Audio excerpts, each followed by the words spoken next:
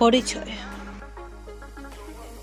খুব সম্ভব গাড়ির অপেক্ষায় এক যুবক রাস্তায় দাঁড়িয়ে আছে। তবে অনেক গাড়ি চলাচল করছিল, লোকটার কিন্তু বিশেষ কিছু চাই।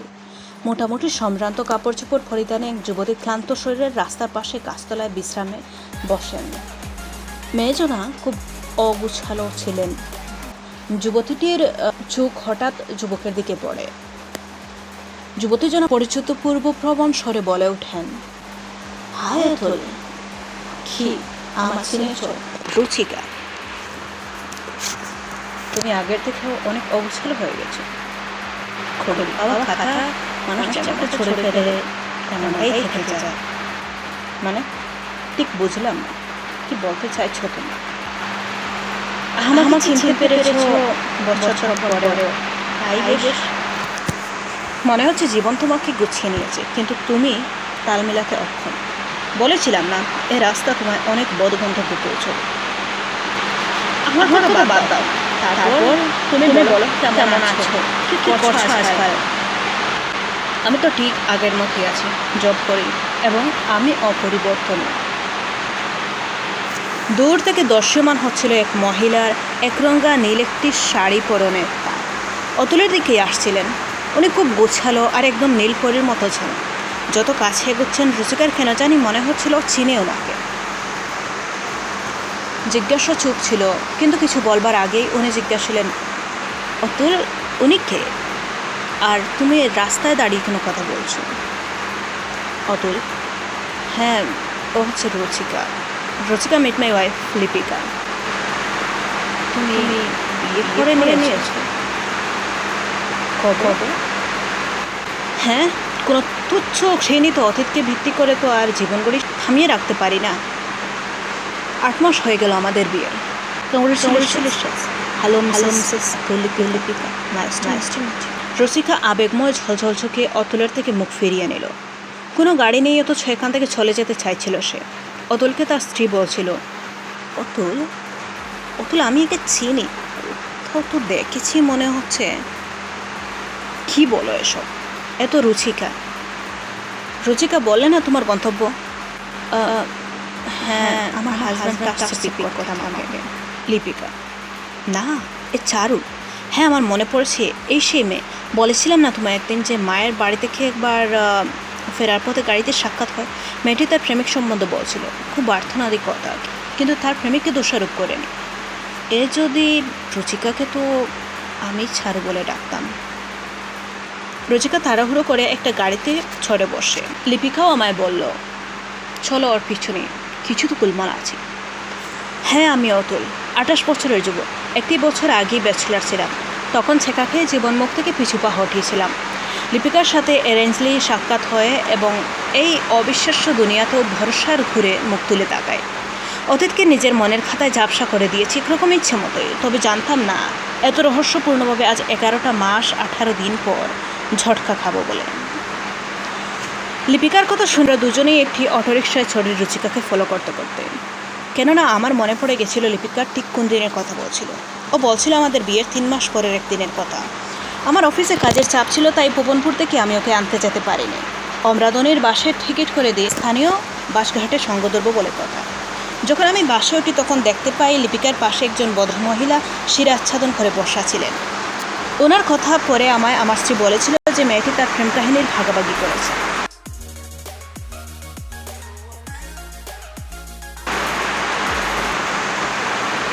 জানো তো, মেয়েটির সাথে ক্ষণিকের দেখা, কিন্তু খুব খুব মায়া জন্মাচ্ছিল ওকে।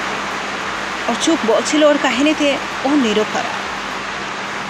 আমি লিপিকাকে বলেছিলাম, সব ভিলেনও কিন্তু নিজ মুখে নিজেকে সবচেয়ে মহান বানিয়ে কথা বলে। তাই এক দেখাতেই তুমি একে বিশ্বাস করছো কীভাবে? সেই জন্যই তো বলছি মেয়েটি সঠিক। জীবনের একটি সত্য জানো কি, কখনো কখনো অচেনা মানুষকেই প্রথমবারে বিশ্বাস করে বসো, ঠকবে না, কিন্তু আপন মানুষগুলো বেশিরভাগ ঠকিয়ে নেবে তোমার। তো তার মানে তুমি আমায় বিশ্বাস করো না? ছি, এ কী বলছো? কেন করবো না? তাছাড়া তুমি আমার কাছে তেমন কিছু লুকাও না। আপন ভাবতে পারো নি এখনো, তবে তাই হতেও পারে, নতুন তো। লিপিকা, একটু বেশি হচ্ছে না? আচ্ছা বাদ দাও, আমি না বুঝছো ওই মেয়েটার কথা ভাবছি সারাক্ষণ। ও কোথায় যাবে আসলে? কি বলছো তুমি? সব মাথার উপর দিয়ে দৌড়াচ্ছে, বুঝে বলবা কিছু? শোনো, বাসায় সেদিন অনেক স্থান খালি ছিল, তবুও কেন জানি না আমার ছাদের পাশের সিটটাই পছন্দ হলো। আমি বসলাম, নাম জানলাম, ও কিচ্ছু জিজ্ঞেস করেনি আমায়। অনেক ক্লান্ত লাগছিল ওকে, চোখের অস্ত্র শুকাচ্ছিল। আমি জিজ্ঞেস ছিলাম, চারু কোথা থেকে যাচ্ছ? আপনি কেন জানতে চাইছেন? জানলে আমায় ঘৃণা করে দেবেন। কেন? কেন তোমার এমন মনে হচ্ছে? কেননা আমি তো বাড়ি থেকে পালিয়ে আসছি। কি জবরদস্তি দিয়েছিল কি? বিয়ে থেকে বলে বাড়িতে গেছে। ও বয়ফ্রেন্ডের সাথে নাকি? আমি এরমের অবাগই করে এখানে রাঙাতে চাইছি। এত রক্তাক্ত দেহ ছিঁড়ে গেছে গভীরে। আচ্ছা, আমি ঘৃণা করব না তোমার।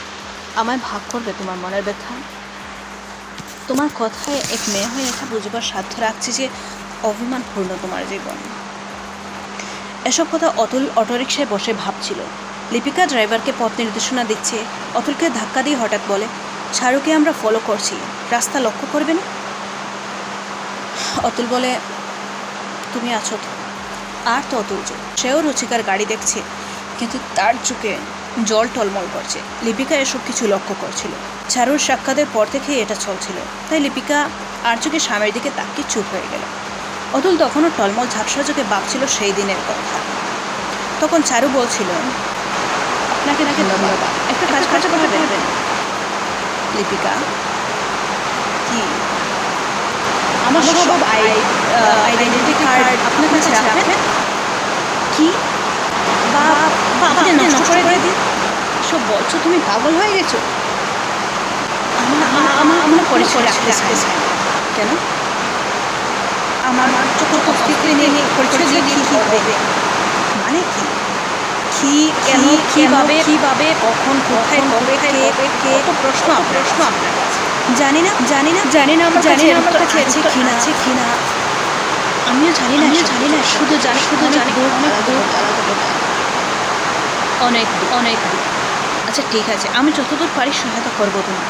অ্যাটলিস্ট বড় দিদি ভেবে মনের কথা ভাগাভাগি তো করো। আমি অফিস চেয়েছিলাম, চাকরি করে আমার একরকম নেশা হচ্ছে। কারণ 18 বছর বয়সে আমি আমার দিদির বদলে তাকে চাচ্ছি। দিদির বদলে? হ্যাঁ, আমার 3 বছরের বড় ছিল। ওর যখন প্রথম বৃত্তিগত ছিল। যখনকার কথা বলছো চাকরি নেশা হয়ে গেছিল, তুমি কত বছরে? 22। অফিসের বাইরে ফুল বাগান ছিল। কখনো আমি সেখানে বসে লেখা ছড়িয়ে নিতাম। একদিন সাহেবকে দেখলাম এই বাগানের রাস্তায় দাঁড়িয়ে কথা বলছে। আমি ডাকলাম, আঙ্কেল, কি? লিপিকা, নিশ্চয়ই খুব ভোকা খেয়েছো। না, তিনি ফিরলেন খুব ভাবাক্ত স্থির চোখে। অতুল বর্তমানে ভাবছে, আমি সেই পুরুষ। আমি ফোনটা সেদিন কাটতে ভুলে গেছিলাম। মেয়েটি জিজ্ঞেস করছিল বারবার, উত্তর দেবেন? এই অঞ্চলের বলেও তো আপনার মনে হচ্ছে। মতলবটা কি বলেন তো? আমি বলেছিলাম, কিছু না, গাড়িটা নষ্ট হয়ে গেছে। মেকানিক বলছে ওর আসতে দেরি হবে, তাই অপেক্ষা করতে হবে এখন। রচিকা বলে, আচ্ছা সাহেব, আপনি নষ্ট গাড়ি দিয়ে বের হবেন বলে যত ঝামেলা সব ছিল না, রাস্তায় হয়েছে। হ্যাঁ, ওই একই কথা। এক্সকিউজ মি, যদি কিছু মনে না করেন আপনার সাথে ঘুরতে পারি এই বাগিচায়? হ্যাঁ, ঠিক আছে। ও অনেক কথা। অতুল মুচকি হাসে, অটোরিকশায় বসে। লিপিকাও সেসব লক্ষ্য করলো। অতুল তার ভাবনায় মগ্ন। সে ভাবছিল। কতক্ষণ পর রুচিকা বলল, আমি খালি সময় এখানে জিনিয়ে পছন্দ করি।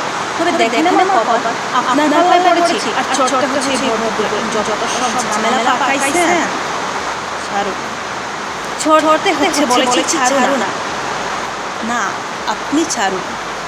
আমি রুচিকা। না, নিজেই বললে তো। তবে আমি ছাড় বলি ডাকব না। পেলে আমার তবে তো হয়ে আসবো, একা হবে অসম্ভব। আমি আলাদা কাজ করতে ওস্তাদ। এই ধান্দা এখানে চলা 100% চলবে। কি ভুল শুনেননি? সেদিন বাসে লিপিকাকে রচিকা বলে যাচ্ছিল, এরপর থেকে কথায় আমাদের মায়ের ঝগড়া লাগে। যুবকটি 25 বছরের, আমি 22। ও অন্য একটা অফিসে জব করতো, প্রাপ্ত হয়ে এখানে মিলতে আসতো আমার সাথে। ঘন্টার পর ঘন্টা অপেক্ষা করতে থাকতো। কখনো বা অফিস মিস করতে শুরু করে। আমি কাজের অপশনে খুব কম সময় ওকে দিতাম, আর ওকে বেশ বকতাম। তার কাছে ওইটুকু সময় যথেষ্ট মতো, বরং আমি চাইতাম আরো কিছু সময় যদি আমি দিতে পারতাম গানে গানে হলো। ওর সাথে বেশ কয়েকবার আমি অমরাবতীতে এসেছি। আমার বাড়ি যাদবপুরে। অমরাবতীতে ওর বাড়ি। দুইবার ওর মায়ের সাথে আর একবার ওর দিদির সাথেও সাক্ষাৎ হয়। ওর দিদি আমাকে দেখে বলেছিল, তোর পছন্দ তো আমার থেকেও ভালো হয়ে গেছে রে। আমি ওর দিদিকে বললাম, আপনি কি বলছেন? আমরা শুধু বন্ধু। বুঝি সব বুঝি, লুকিয়ে লাভ নেই, বুঝছো? কিন্তু যুবকটি বলছিল, দিদি ঠিক বলছো। আসলে জীবনের পরম পছন্দ জীবনসঙ্গিনী বাছাইয়ে ভুল কি করে করতে পারি সেটা তো ধার্য না। আমি অবাক হিসেবে ওর দিকে তাকিয়েছিলাম। এই মুহূর্তগুলো আমাকে এতটা খুশি প্রদান করছিল যে সে বলে